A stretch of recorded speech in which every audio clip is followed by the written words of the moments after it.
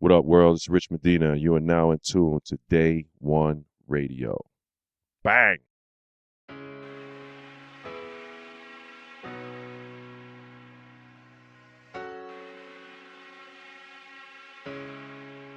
The business.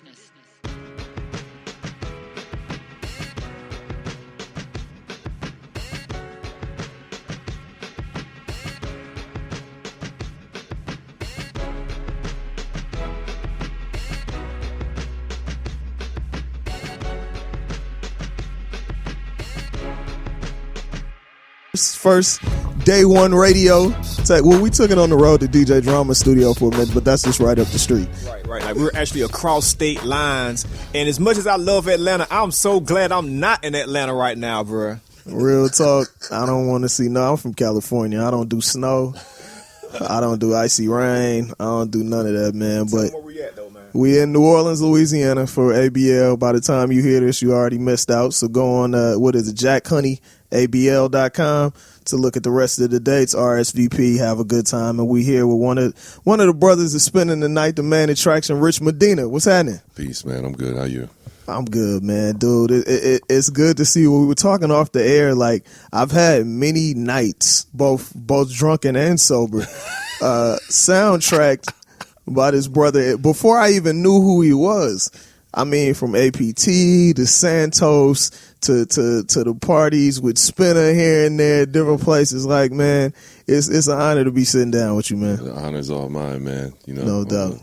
Kid from a small town in Jersey, and now I'm sitting in New Orleans getting interviewed in my hotel room about some shit that I've been doing since I was 10 years old. So, you know, it's a beautiful thing. I mean, straight into some DJ stuff, man. I mean, how do you select what you're going to play going into a party? Because like I was telling you, man, the first time I saw you spin, it was at the Highland Ballroom in Atlanta. For those that don't know, that's pretty much just this small space underneath a hotel that really nobody stays in, you know what I'm saying?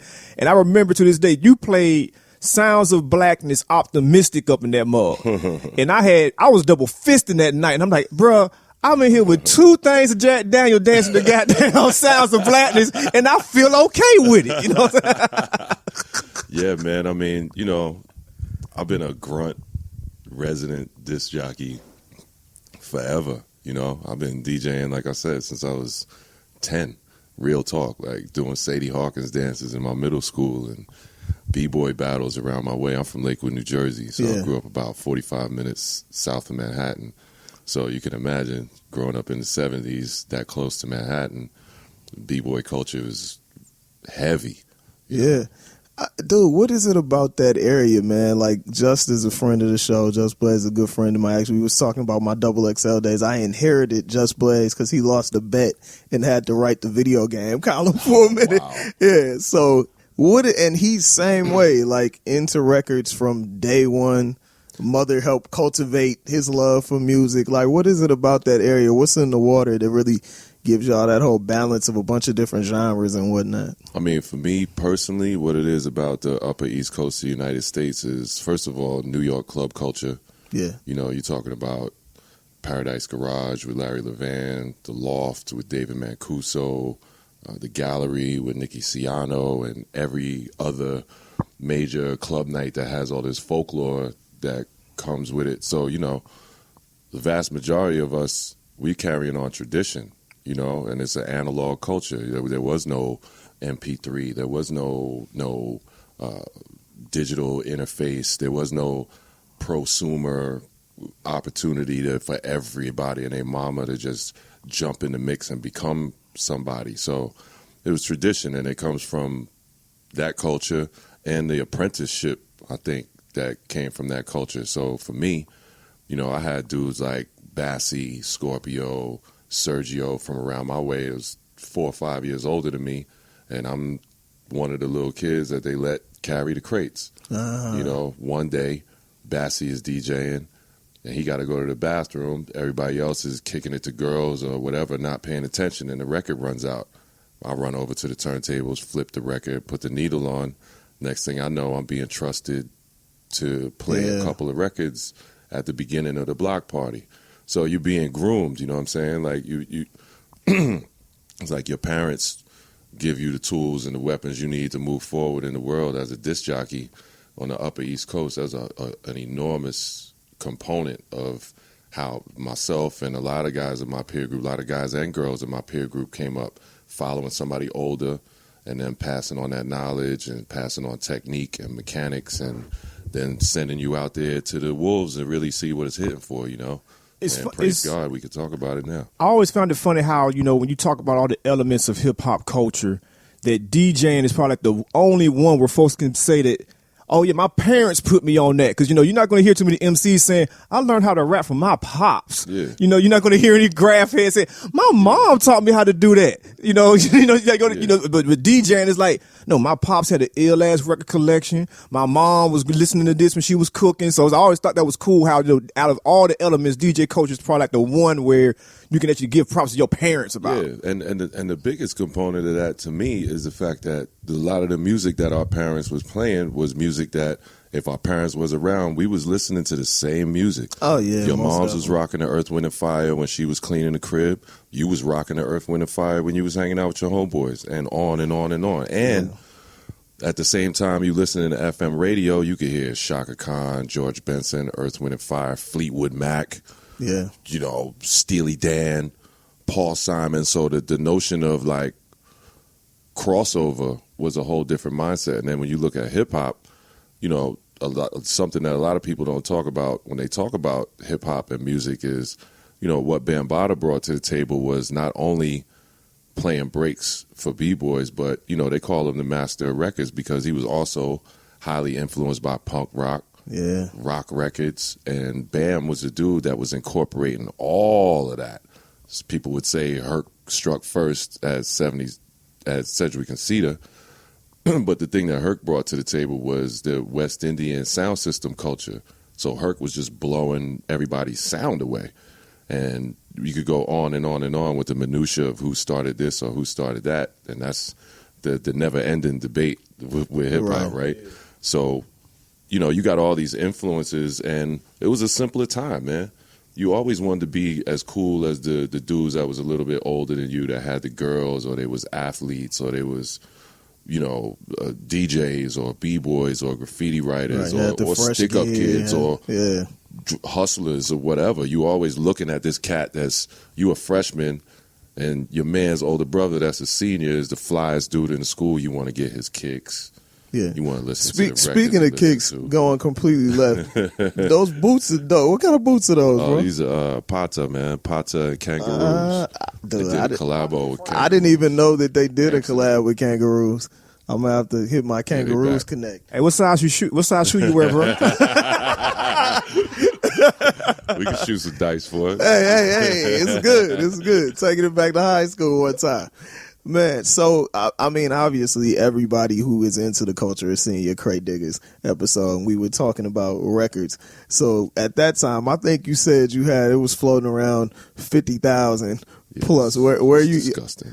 And a lot of people are on the downsides thing. You don't seem like you going on that... No, I'm not about downsizing my record collection at all, because as we move forward in history, things change, and there's only so many things from our childhood that still remain as fabric, as tangible, active fabric for the way that we can fuel our lives. And, you know, next to my mama, records is one of the few things that hasn't told me no lies. And it's been very, very good to me. It's put me in a position to get paid to be myself. Yeah. It's put me in a position to influence people's lives without even knowing it. I can't tell you the number of people I know around the world who tell me stuff like, yo, I met my wife at one of your events. That's dope. I had a beef with this cat from around my way, and it was about to get ugly, and I bumped into him at one of your events, and just the environment and the energy in the room was so about the music and about the community. We had no choice but to deal with that, because if that had popped off in there, it would have been ugly for the community of people that was there.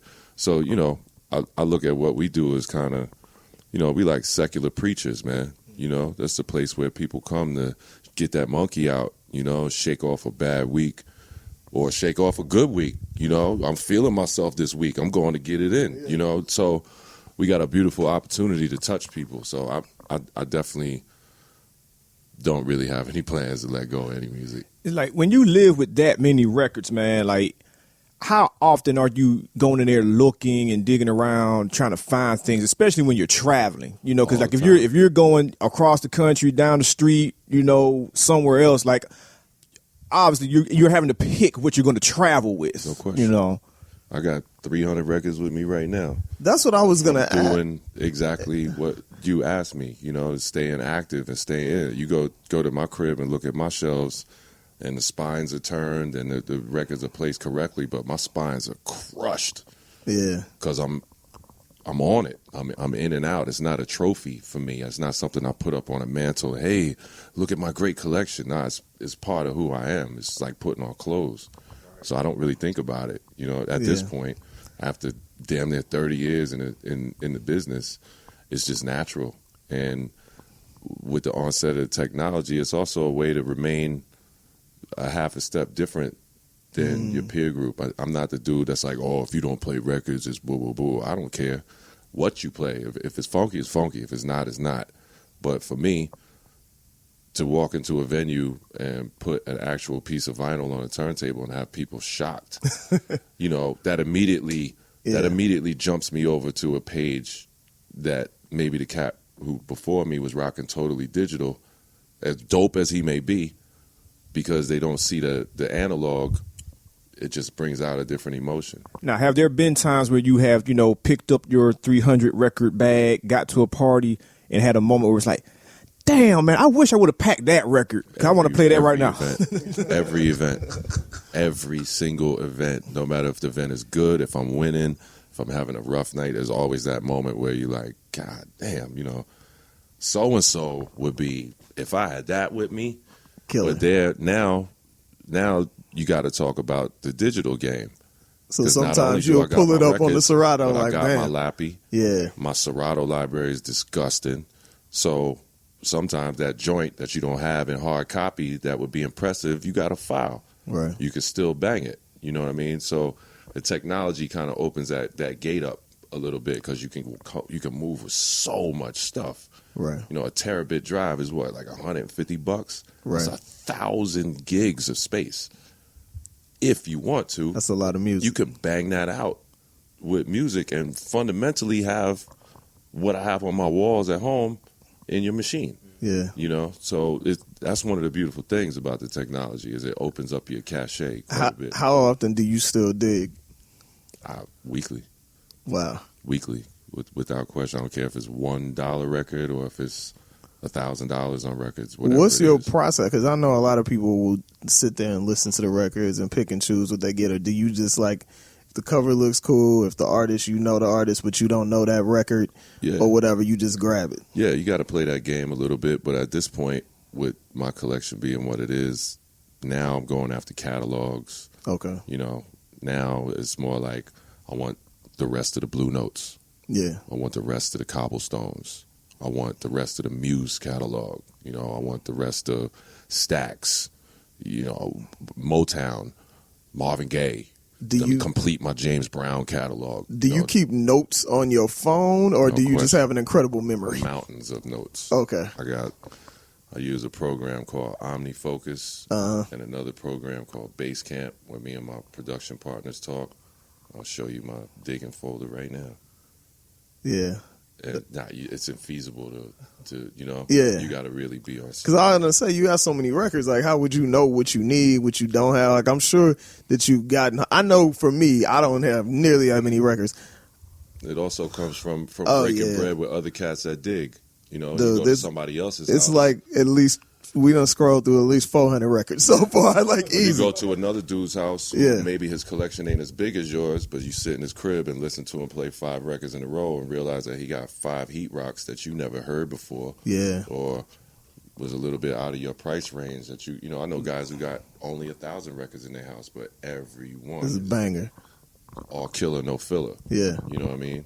So, yeah, it's just like going to a gym, man. You know, you go to the gym to spar to get better. So I break bread with other digging dudes and other music cats just like y'all. Maybe you ain't a DJ, right, but you a music man. Right. If I get in your car, your playlist. You'll hear some I stuff get in that the you car might with not some have people, known. and they're Yeah. like, yo, what do you want to hear? I'm like, money, I play records for people for a living. Yeah. Turn me on. Yeah. Play me some, what you want right now? Gotcha. I'm about to be 50 more of you in my room tonight when I'm playing. Right. I'll ride with you for 20 minutes. I got a perspective on what's going. If I'm in Atlanta, in your town, and I'm in the car with you and it's something you banging, I got to believe 20, 30 of you a tastemaker. Right. 20, 30 of your direct homeboys is following your lead. People who listen to your radio show is following your lead. You know, you just got to remain a student. Most definitely. Man, switching gears a little bit. No, a lot of times people feel like they have to choose a career. You obviously knew from very early on that, you know, you wanted to be a DJ, work in music. You also tall as hell. So, and you play ball at Cornell, scholarship athlete, man. Did you have, at any point before you were forced to not play ball anymore through injury, at any point where you like, how am I going to balance this out? Like, I would love music, but I love ball. Absolutely. When I was at Cornell, you know, this is Division I basketball. Yeah. This is Division I education. Yeah. Ain't no cutting classes. Ain't no skipping. Ain't none of that usual Student athlete. student athlete. Not athlete student, Real deal, but you student know what I mean? athlete. Yeah. So I didn't have time to chase the music game the way I wanted to while I was in school. But what I did do was team up with 9 of my guys, some of whom played ball with me, some was just friends, and we threw some of the illest parties on campus.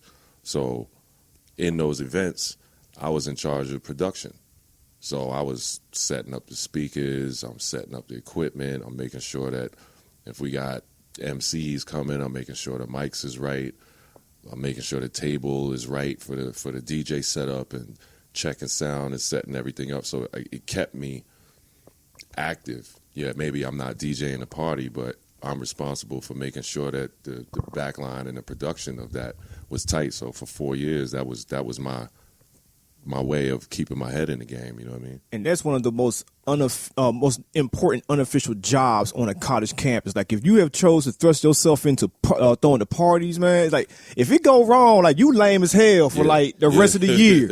You know what I'm saying? like you got to make sure it goes right at all times, man. Yeah, we used to throw these parties called Jiki Parties.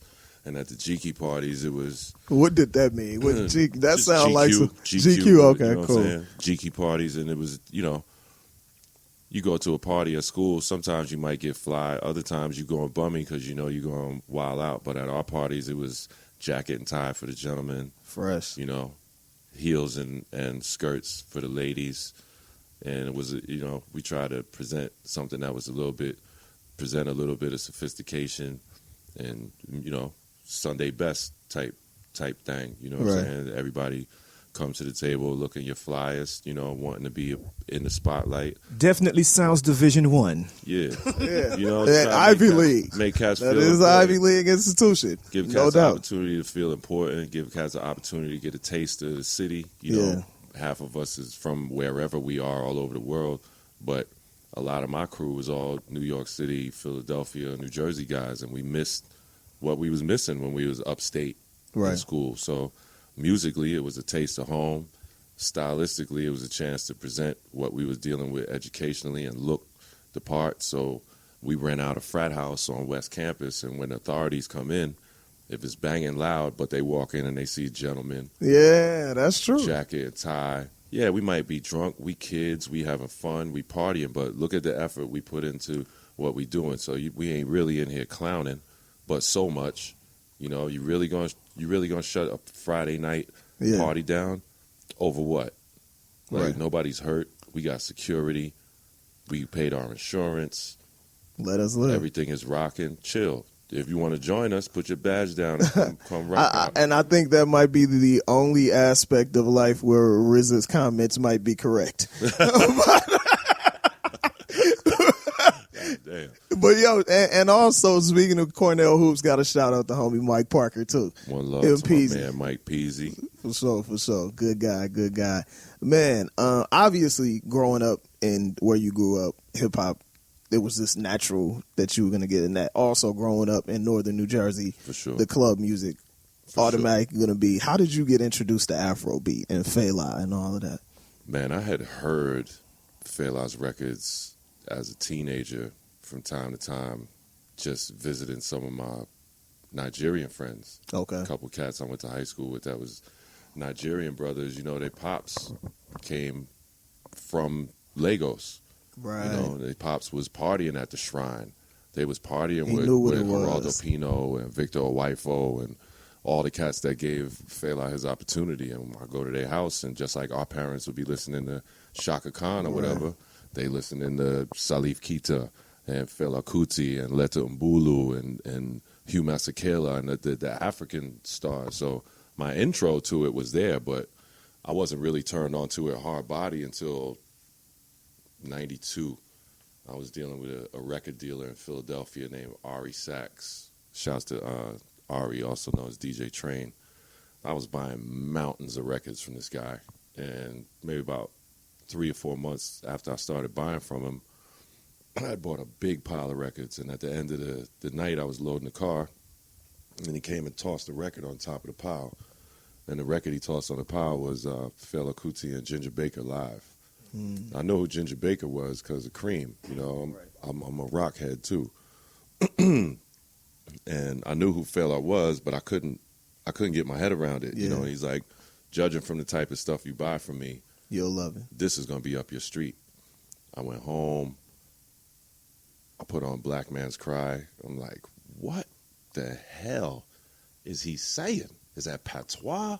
Well, what is that? Who is this dude? You know, I started really digging into the liner notes and checking into who he was. I'm like, holy shit! You know, this is the James Brown of Africa. He on some real anti-system. Y'all know y'all corrupt. We know y'all corrupt, and we don't like it. And ain't nobody scared of you, B. You know what I'm saying? Yeah. James Brown and everybody in the civil rights era was some tough people. All of our elders and our predecessors were tough. But you talking about the home of black on black crime. Yeah. You're talking about Nigeria. People have been swimming in oil in the lake since eons before the Exxon Valdez made news. Right. Eons before the BP oil spill. That's the land of the oil spill. It's part of why it was colonized so hard. You know, so you're talking about a real deal uphill fight. To have that size of balls, you know, to talk like that on record in front of authorities, where it's really like on some eye for an eye, Yeah, tooth for no a doubt. tooth business. You know, that's a tough guy, type of guy I want to be behind. Yeah. You know, if Malcolm X was alive, I might be Muslim. Right. If Dr. King was alive, I might be a preacher like all the other elders in my family. I don't know.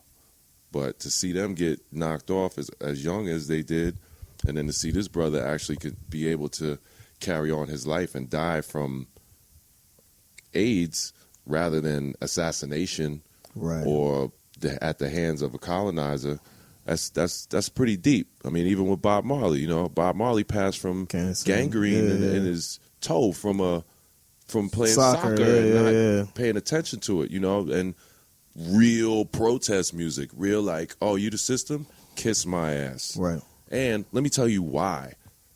And let me tell you why all these people behind me believe the same thing. Yeah. You know, it's empowering, aggressive music, and I was hard-pressed to find anything as hard as that.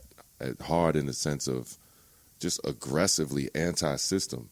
It was just so attractive to me, so I just nerded out. I went hard body, just chasing them records down. Calling every record dealer I ever heard of, popping in every store. Where's your African section? Where's your African section? You know, a year and change later, I got 30 Fela records. Wow. Then some Nigerian dudes see me and start turning me on to other African stuff that I didn't know. I start going after that. And I was a dude in Philadelphia, 93, 94. I played George Benson, Shaka Khan, Earth, Wind, and Fire, people going crazy on the dance floor, put on one African record. You would think I pulled a gat in the booth. You know? Record scratch, lights So, come on. Yeah, It's like, yeah. So, you know, that was an uphill climb. I had to fight with that. Right. You know, I was literally scaring people out of the club with that music. Right. And I learned how to dose it.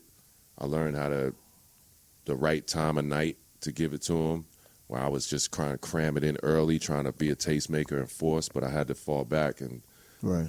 adjust my dosage vocabulary. You know what I'm saying? I was doing it too soon. Throw it on at the end of the night.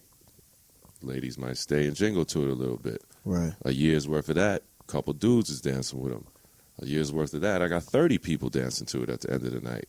By 97, people are asking me, yo, when you going, what's that dude's name? Fela? Yeah. When you going to play the Fela song? You know, like it really went organically like that. Yeah. So it was a beautiful case study in building a reputation for me. And eventually morphed into you creating an entire party around it that ran for what, 5 years? We still running. It's still running? I didn't even know. Still alive and well. I'm tired. Yeah, Jumpin' Funk started in August of 2001. I was introduced to Debbie Seeley, who was managing a guy called Gerald, and Wumi at the time, Nigerian woman from London who was in New York, heavy African ties, and Trevor Schumacher, who's a museum curator. He was setting up to do the Black President exhibit at the New Museum of Contemporary Art.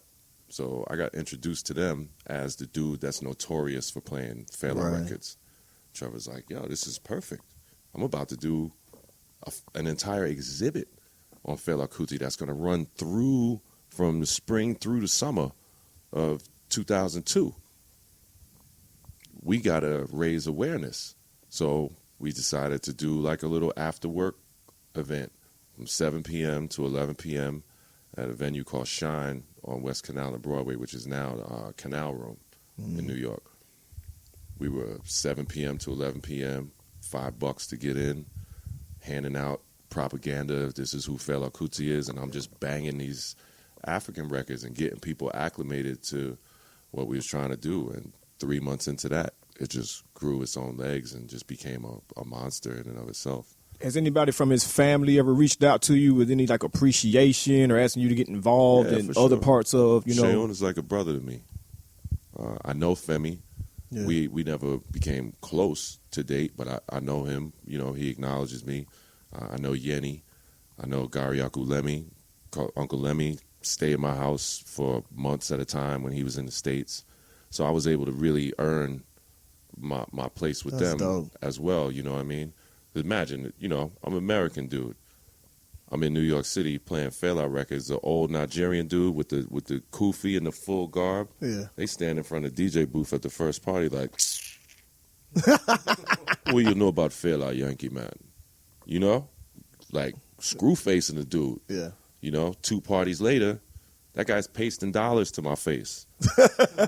Right. You know, because they like, you know, Yankee man, I cannot argue with you. You know what you are doing with these things, with the Fela. Yeah. I look at your nose. Maybe you're an Igbo man. Yeah. You know? So it was a lot of, you know, it was a rough path to take. I'm sure. I learned a lot. And when those cats realized that I was dead serious, you know, when the family came into the fold, Debbie made the first introduction for me when she went to Lagos and took some Jumpin' Funk T-shirts to the family at Kalakuta. I got pictures of Shion on the beach as a kid rocking the Jumpin' Funk shirt. In my, you know, like just this, all of this stuff that's happened beautifully for me over the years that's given me an opportunity to have this platform. What was the feeling that kind of overcame you the first time you were able to see the play when it was running? The first time I saw the play, my head was blown off because I know that I'm part of the vanguard that kind of raised people's awareness about who Fela is, you know. Myself, bands like Antibalas, bands like Orgone and AIFF, and the young, you know, Femi and all the young boys, the Nigerian boys that were underlings of Africa 70 and Egypt 80 who went on to have their own careers and carried on tradition and began to enlighten people about who Fela is. So it was really super validating for me to feel like, damn, you know, I remember August of 2001, we were handing out little paper, black and white printed flyers to explain who this man is. Yeah. And now Bill T. Jones is choreographing and organizing a play about the man off Broadway and now on Broadway. and toured the country and toward the world. Yeah, the world. You know what I'm My saying? parents went to go see that play. Like, Yeah, you know so what I mean? Like, that blew me away, man. That really rocked me. That was like one of the most moving personal times of my career for me. It was a big I'm deal sure. for me. You spent a whole lot of time in Philadelphia. You know, we touched on that a little bit. And one thing that I've heard you mention before, which I wasn't even fully aware of to the extent that you explained it, is the role that Philadelphia has played in the history of music in this country. Oh, for sure. Like we're talking 100 years ago, you know, even before that. Can you just speak on that a little bit? Because I think people know State Property and Philadelphia Soul, Right. and Touch of Jazz, Right. Like, and that's that's it. It stops You know, there, Well, you know, you got to start with the fact that Philadelphia is the original capital of the United States, Right. So it becomes the launch pad for American culture in a lot of ways. You know, electricity was discovered there. Yeah. Declaration of Independence was signed there. The founding fathers, a.k.a. slave owners with prestigious titles, Right. were there. The Battle of Valley Forge was there. George Washington, the cherry tree, his wooden teeth, all of that shit is some Philadelphia business. So the very first opera house in the United States of America was formed in Philadelphia. And you got to keep in mind, again, all these founding fathers, the vast majority of them were slave drivers too. Maybe Definitely. they weren't active plantation owners and slave drivers, but they They might was have had reaping some the white benefits. indentured servants, but they damn sure had slaves. And them slaves had the clandestine congregation. You ain't allowed to practice your religion or your beliefs in front of massa, but when the sun go down, massa sleep, or massa leave the plantation, you let it hang out. That's the beginnings of the chitlin circuit. Yeah. You know, so now you got the opera house over here, then you got slave culture over here doing what we do musically.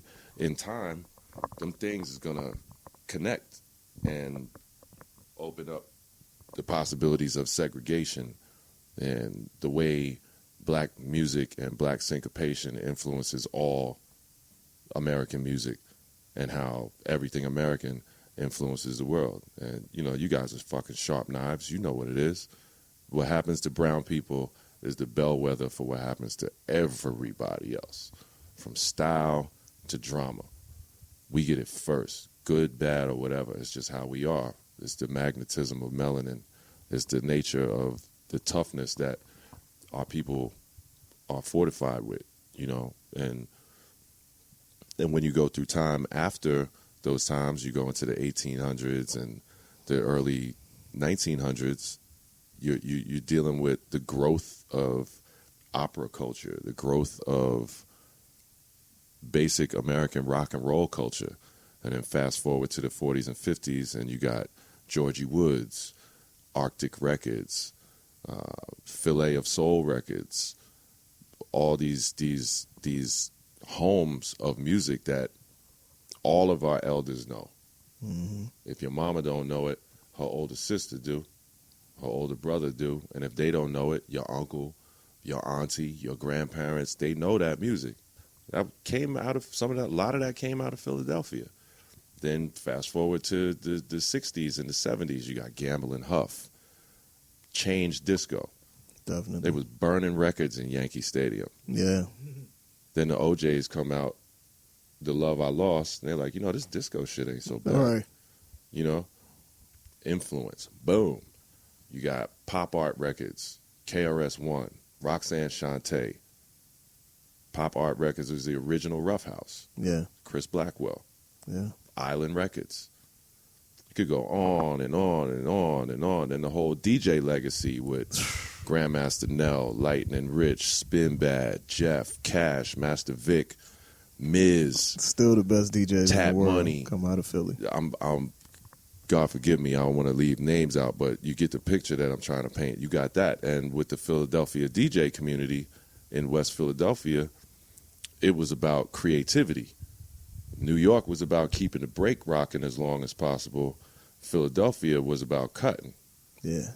Philadelphia turntablist is the original percussionist on the turntables. They made it percussive, syncopated, musical, transformer scratches and chirps and crab scratches and all. That's all birthed in West Philadelphia. So when you keep digging down into that history, there's absolutely no denying, what was going on. Audio 2, we could go on and on and on with the New York acts that was coming down to Philadelphia to record, because that's where the labels were.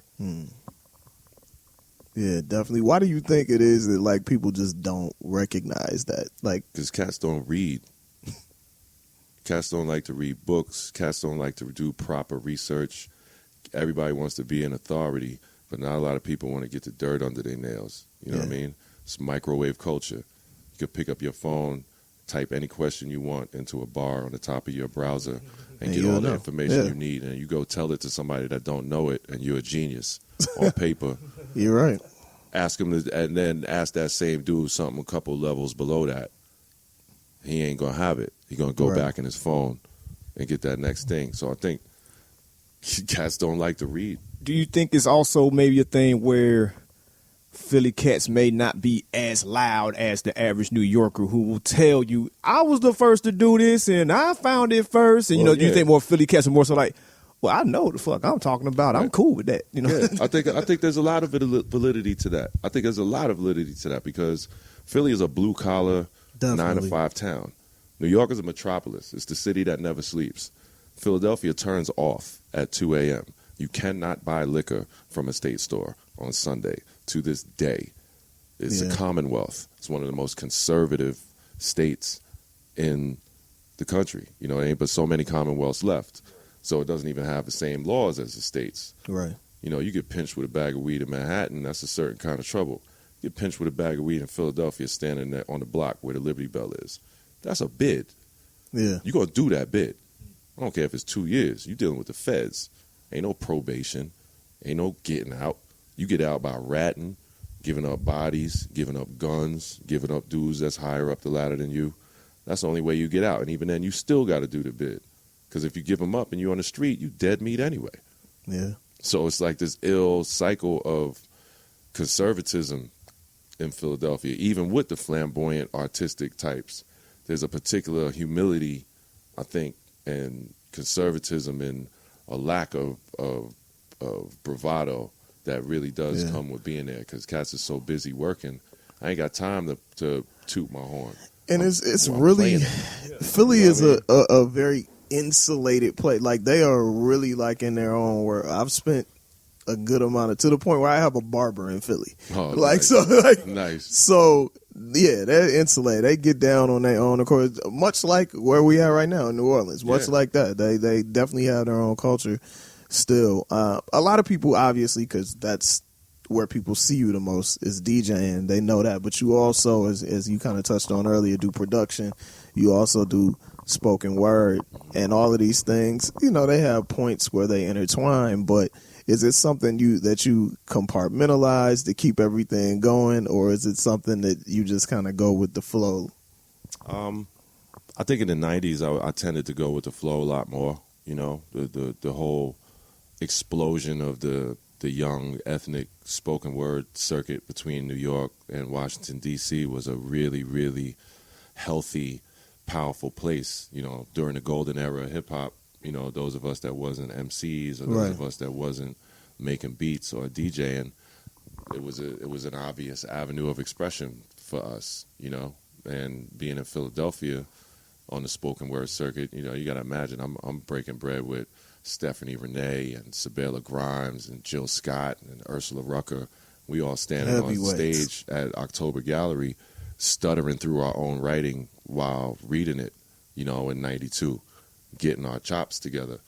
And when the circuit exploded and we started going to all the slams and all of that, for me, it got to the point where I go to a slam and I get a 9.5, and a dude that stuttered through his whole thing gets a 10 because his girl is a judge. It just made it the bogus stuff frustrating for me. And I got my music game popping. So when I for a moment, I like aggressively stepped back from the spoken word circuit and just started recording. people would approach me like, yo, we just like your voice. And we like what you got to say. We want that on this record. And in the early days of that, they weren't producing me. They were just happy to have a poet on a record. They didn't necessarily know how to make a poet behave like a singer or an MC and think in 16s and think in, stanzas and close a point and let the record breathe a little bit and have a hook. And it was just like, yo, I got a chance to do poetry on a record. Yeah. You know what I mean? And it's warm and fuzzy feeling, but in my opinion, those records aren't very good because they didn't even carry the tradition of The Last Poets or Gil Scott-Heron or Nikki Giovanni, where it was extremely musical. We were just gassed to be there. Right. But over time, being a music person, becoming a producer, and being a writer and wanting to continue to press forward with that, I had to learn how to behave like an MC or a singer in the studio as a poet. So again, you're doing that in Philadelphia with the likes of Jazzy Jeff and all the producers that were under the touch of jazz. And all of them were playing at King Britt's Back to Basics night. And King Britt at the time was Silkworm and Diggable Planets. Yeah. And that whole dynamic of, the pre-neo soul, acid jazz, avant-garde hip-hop shit that was a little bit off the path of the hard-body golden era stuff. All of that stuff is popping in Philadelphia. You go to a jazz club and see 5 bands of dudes that's under 30 years old. Yeah. In suits. Playing standards. Yeah. Hard body standards. Difficult arrangements, Ornette Coleman records and stuff like, not even just Coltrane, Love Supreme and the basics. They playing way out on this other binary shit. And we just didn't know any better. We go to Ortlieb's on Tuesday, catch a $3 Heineken, see Jafar Barron with his band there, go to Back to Basics on a Monday night. You might see Ish from Diggable, you might see Mecca, you might see Doodlebug, you might see Schoolie D, you might see Cash, you might see Lady B. You could go on and on and on. Tough Crew, any of them might be passing through there. And everybody's just breaking bread, chilling, mingling in an environment that was a watering hole for us. Some of us exploded out of there. Jill exploded out of that shit. Right. Bilal. I got pictures of Bilal and Music Soul Child that shows in my store with me and Babito at the store. I got pictures of them when their dreads was like 2 inches long. Little boys, no hair on their face. That's that true test. That is that true. But soon as somebody in power heard them boys sing, pew, springboard, gone. The Definitely. Roots, gone. Out of there. Left Philly, cut Organics in England. Yeah. Came back, Organics becomes a cult classic. Where did Lineage Part 1 through 5 go? What a record. Groundbreaking record. Yeah. Most Everybody definitely. trying to carry on that tradition. And then with them being in our peer group, when they started to get their traction and make noise, all of us is like, yo, these dudes made it, or they about to make it. We rock with them. They rock with us. They like us. I want to stick around this energy, stick around this vibration. Let me absorb some of that. I got the talent, but something you doing special on the administrative side and on the management side that got you in front of these people. Let me study that. Who's the dude booking them tickets? Who's the dude booking them? How is that going down? And then being blessed to get to know people like Rich Nichols, who was, I could sincerely say, one of the few geniuses I've ever met in my entire life. Flat out genius. He made that whole platform that the Roots have functioned on. Yeah. And Definitely. he had no problem sharing the info with you. He'll cuss you out the whole time he's telling it to you. Yeah, it's funny because, I had never met that man a day in my life, but after reading Questlove's book and seeing the way they put him in there, it's like, damn, I know exactly how this dude is. You know what I'm saying? He's a whiz, man. He's a Wizard of Oz. That's the dude sitting behind the brown curtain, pulling levers and making things happen. He's one of the sharpest individuals I've ever met. Definitely. A lot of people also remember you from doing the whole Masters of the Mix thing with VH1, which it doesn't seem like it was that long ago, but that was like 4, almost 5 years ago. That's insane. Yeah. That's damn. It don't seem like that long ago, but it has been. Would you ever come back to TV to do anything like that? anytime I can be put on a platform that puts me in front of more people than I was in front of yesterday, I have to take that. Be all for it. I'm an independent artist. I'm not inside of a machine that's carrying my career. It's just me, my manager, teams of people I work with, city to city, when I have my relationships there. So, yeah, absolutely. And when we did Master the Mix, you know, everybody that was on season 1 of Master the Mix was quote-unquote established. Yeah. So we all looked at it like, you know, this is going to be like Top Chef. Here's my opportunity to see what I'm made of next to a bunch of other black belts in some difficult situations, you know. And that it was a really dope challenge to take on because, you know, you got a jib camera swinging across your face and a director saying cut 3 minutes into your best routine and all of these factors going on as distraction that's different than the club, it's different than the studio, it's different than the speakeasy or the lounge. It's just, it was a whole new element. And, you know, you potentially being seen in 9 million households. Yeah. So it was an opportunity to show your stuff and make a name for yourself and hopefully big up your reputation on a higher level. I'd do it again in a heartbeat. What's your favorite city to spend in? Well, I mean, it goes without saying, that's Philadelphia. Yeah, I was going to say, make sure, you know, you say the right thing because folks going to be listening like, man, shit, you ain't saying where you about to come, bro. I bought my ticket in Detroit. You don't like, you ain't got no love with the D? No doubt. And I've caught that. I've caught that too. I've caught that before. But, you know, Philly, because of everything you said about Philly, you know, it's blue collar, it's rough and rugged, and ain't that just easily impressed? So, you know, it's like running with ankle weights on in Philly. If you can get it popping there, you can really get it popping anywhere. In New York, it doesn't get any more right than when it's right in New York. Tokyo, because the Japanese study black culture in a very particular manner because it's so literally foreign to their day-to-day culture. Everything in Japan is on the 16th note. Everything black swings. Yeah. So they study it. They study it, you know, in this ill way. I'm going to Japan buying records that I wanted that I couldn't find at the crib. Wow.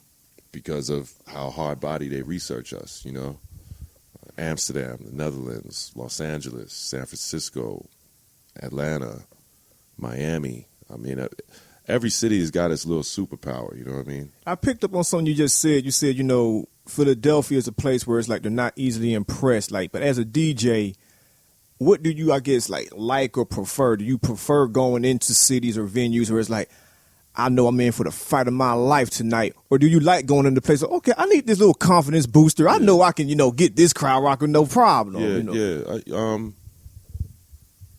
I look at Philadelphia, I use this analogy all the time with my friends, you know. It's like when you working out in a gym where you could beat everybody up, you're not going to get any better. Philadelphia is a gym full of tough guys. So I like that. I like to train. I like to work out. I like to spar, literally and figuratively. You know what I'm saying? So when I go out and fight in my weight class, it's fun. Yeah. Because I've been getting my ass kicked in training for udding weeks. When I leave Philly, just leaving Philly, I'm brimming with confidence. I lose every sparring match in that gym. Yeah. But as I lose, they're showing me where I made my mistakes. They're showing me the technique they used. They're helping me train the technique that they use. And when I go out to another place where I don't got that dude across from me, I'm not really worried. I've been getting punched in my face all day for 8 weeks. I don't have a flinch mechanism. You know what I'm saying? Like, let's get it popping. Right. So I think both ways have their merits. And just staying open to it has been very healthy for my career. I think a lot of people in our business who end up climbing the ladder and climbing into these echelons and things get easier, they get rusty, they get lazy, they start to believe all the people who are blowing sunshine up their ass all the time. Yeah. You know, Philly ain't nobody blowing no sunshine up your ass. They're like, yeah, man, that was cool. Mm-hmm. And you're absolutely you right. was good tonight. Mm-hmm. Yeah. You know, that's humbling. keeps your boots on the ground. Like, you was cool. It was cool. Straight. And that's big love coming from that guy. He might as well be hugging you and jumping up on you. You know what I mean? So that has its beauty and that has its power too. And I think as you guys obviously also embrace, you might not verbalize it the way I'm verbalizing it, but humility is king, man. Yeah. Humility is king. You come in popping shit all you want. Everybody got an X on their chin. Yeah. Can't put no muscles there. You could get knocked out just like the next. You're right about that. You can't teach chin. You can't teach chins.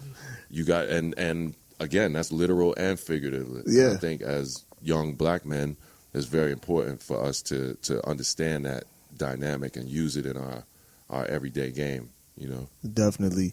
Who are some of the younger up and coming DJs that you have seen that you kind of feeling? Man. There's so many, man, but again, we've got to start in Philly, you know, DJ Fish, who's now Matthew Law, you know, it's one of my favorite young guys. I think he's a brilliant DJ. I think he's an intellectual, and he applies that to his selection very well. Ill Vibe Collective, I wouldn't necessarily call them up and coming, but they've been like little brothers to me for the last 15 years, you know.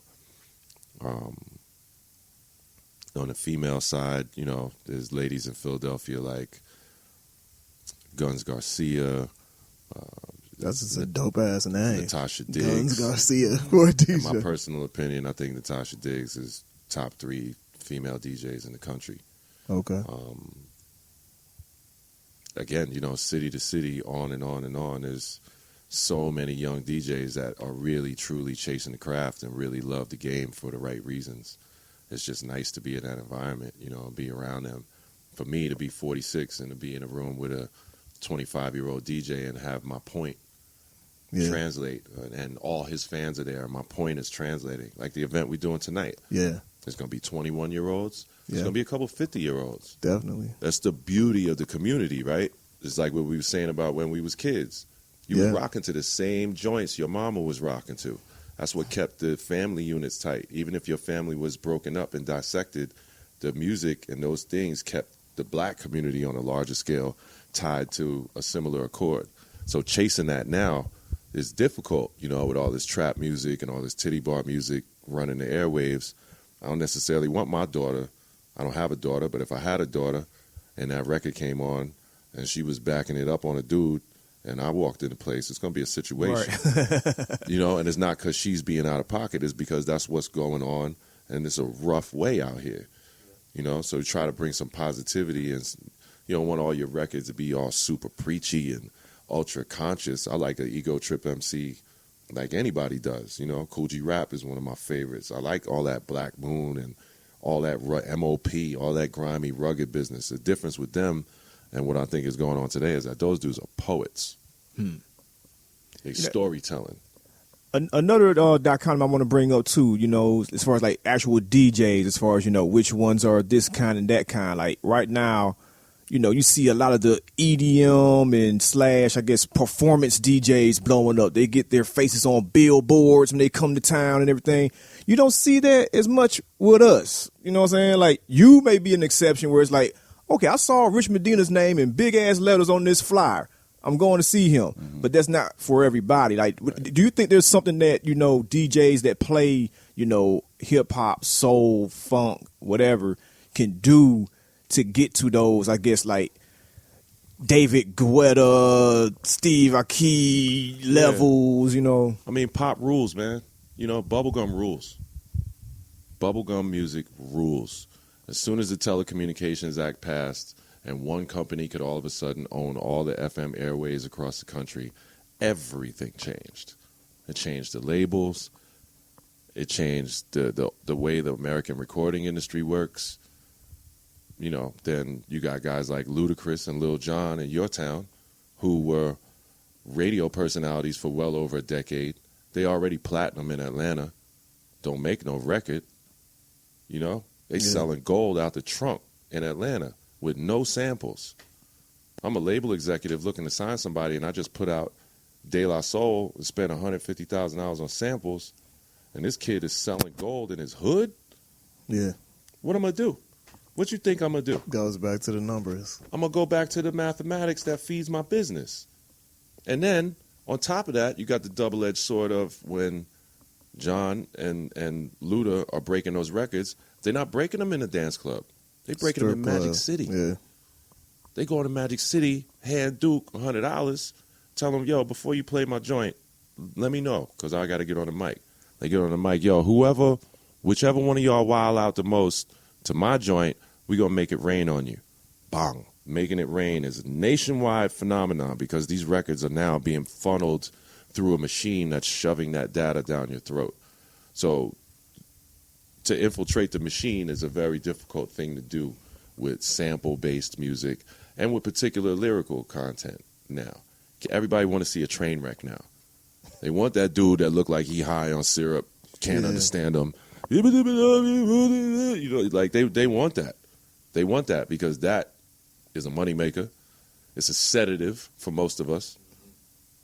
Escapism. And it keep us distracted. As much as any of us might not like that music, you see a girl shaking her ass, right. 8 times out of 10, I don't give a damn if you the highest preacher in the church. You looking, B.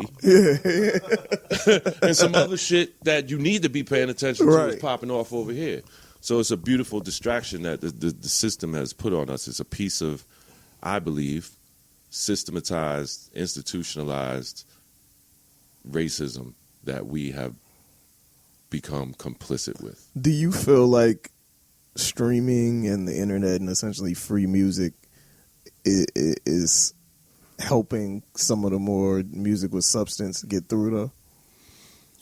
Well, I do, because for a lot of those cats, that's the only platform they have. Yeah. You know, and once you put it on the internet, it's ubiquitous. Yeah. You might only get so and so many hits on your site, but you don't know who's passing that on and passing that on and passing that on and passing that on. So you're ubiquitous. The minute you hit send and put your creativity into the World Wide Web, it's out of your hands. And for somebody who's looking for notoriety and opportunity,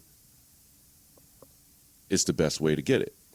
You know, look at a kid like Soulja Boy, making them tinky-dink, donkey-donk beats. Yeah. Horrible rhyming, but all the little girls from around his way loved him. Million YouTube hits to a record label executive, that's somebody to blow up. Very true. Put him in the machine. You doing that by yourself? You telling me you moved 500,000 copies of your record out off the back of your bike? Word? Oh, come with us, B. Come, let me put you up in some real. Here's an advance, man. Take that. Yeah. Your record don't cost nothing to make. You making it some on real a train. money off of you real quick. Record's done. No samples, nobody to clear, nobody to pay. Executives like, yes. You know? It ain't slave labor, and you can't make that a race point, but it functions in the same capacity as the colonizers did in using free labor to build the country. Functions in the very same fashion. And that's some other shit. You know, that's a rabbit hole. That's a whole other interview. Yeah. We could play that game. Yeah, I love that game. We most definitely, next time you come to the A, gonna have to do a part 2, brother. Yeah, without a doubt. I'd love to. Most definitely, man. I appreciate the line of questioning. You know, a lot of times I'll come into interviews and I get a lot of generic kind of awe. People in shock and awe about, oh, you're Rich Medina. It's not very, it's becoming more and more as I get older, but it's awesome to sit down in an interview and get the type of questions that make you really go into data, because your friends don't know what you know. Right. Your friends don't know what you know. Yours, mine. We put this knowledge, the question is knowledge. Yeah. You're provoking me to say it because your listeners are like your kids. They're going to listen to their uncle different than they listen to their pops. Right. They listening the hell out of you. They got to. You're the only game in town. They can't get away from you. Bring your cool brother around. Bring your brother with the loud hats and let him tell them a story. Right. And your kids are like, what? You heard what Uncle Charlie said? Yeah, you dumbass. Uncle Charlie said the same shit I said to you last week. You little motherfucker. You know what I'm saying? Yo. It's a beautiful thing to play that position with brothers Most that's definitely. actually trying to do something that's intelligent and progressive and forward thinking. So, the opportunity is beautiful for me. Hey, too. man, we definitely appreciate it, man. So we're about to party tonight. So we done yo. got all this done. I can't wait to hear the music. Like I said, go to Jack Honey ABL, sign up, RSVP for the rest of the cities on the tour. You listen to Day One Radio. Shout out to our partner in crime, Nadine Grandman. Fresh Daily is not in town with us, but we'll see you next week. Peace. One love.